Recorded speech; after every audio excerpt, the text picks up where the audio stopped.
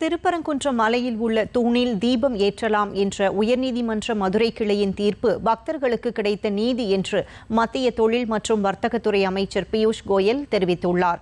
புதுதில்லியில் செய்தியாளர்களிடம் பேசிய அவர், திமுக அரசு இந்த விவகாரத்தில் தேவையில்லாமல் மேல்முறையீடு செய்து தனது நன்மதிப்பை கெடுத்துக் கொண்டதாக தெரிவித்தார்.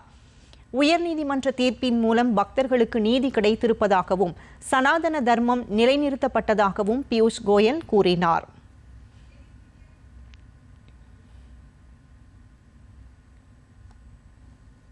It is indeed a matter of great satisfaction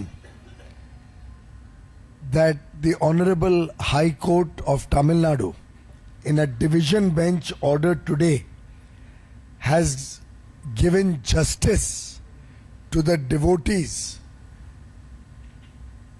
of this very, very old and ancient temple atop the Thiruparangundram hills, where Bhagwan Murugan resides, where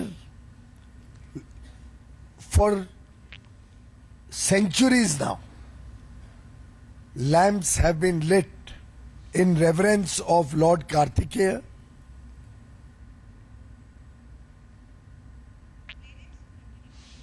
Thiruparankundram தீபம் விவகாரத்தில் உயர்நீதிமன்ற மதுரை கிளை அளித்துள்ள தீர்ப்பு வரலாற்று சிறப்புமிக்க தீர்ப்பு என்று மத்திய தகவல் ஒலிபரப்புத்துறை இணையமைச்சர் எல் முருகன் வரவேற்றுள்ளார்.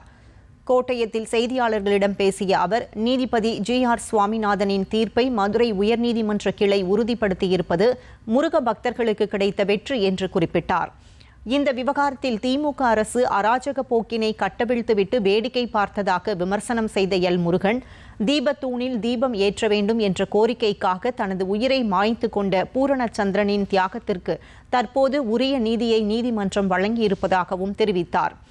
கார்த்திகை தீப நாளன்று தீபத்தூணில் தீபம் ஏற்ற வேண்டும் என்ற உயர்நீதிமன்ற உத்தரவினை திமுக அரசு ஆண்டுதோறும் பின்பற்ற வேண்டும் என்றும் இணையமைச்சர் எல் முருகன் வலியுறுத்தினார். இன்றைக்கு சென்னை உயர்நீதிமன்றத்தினுடைய மதுரை கிளையானது ஒரு வரலாற்று சிறப்புமிக்க தீர்ப்பை கொடுத்திருக்கிறார்கள். இந்த தீர்ப்பானது திருப்பரங்குன்றத்தின் மலை மேல தீபம் ஏற்ற வேண்டும் என்பது. திருப்பரங்குன்றம் மலை மேல முருகர் கடவுளை வணங்குகின்ற பக்தர்கள் கடந்த 100 ஆண்டுகளுக்கு மேல தொடர்ந்து திருப்பரங்குன்றத்தில் அந்த குன்றின் மேல் தீபம் ஏற்ற வேண்டும் என்ற கோரிக்கையை வலியுறுத்தி அவர்கள் தொடர்ந்து போராடி கொண்டிருக்கிறார்கள்.